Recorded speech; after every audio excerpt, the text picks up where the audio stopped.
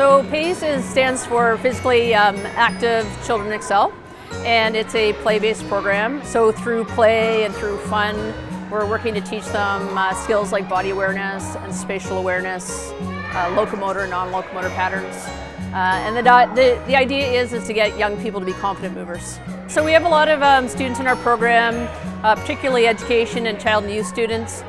So it's nice for them to have that fundamental literacy skills around physical literacy, to teach young people, the importance of active lifestyle, movement, and really teaching young people to be good movers, competent movers, so that they sort of are lifelong learners. It's been super fun, just to start with. I mean, the kids come in and they're already so engaged and they're so excited to be here. And we have a lot of equipment set up, and we always set up, different activities. And it's great, just the energy is really positive, and the kids are always coming in ready to play. For me, it gives me just a better sense of, how can we engage our children?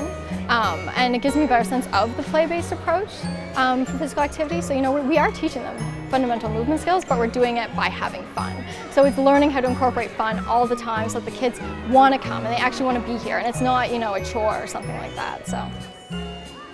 If you look at the children in this program, this is our future. This is the future.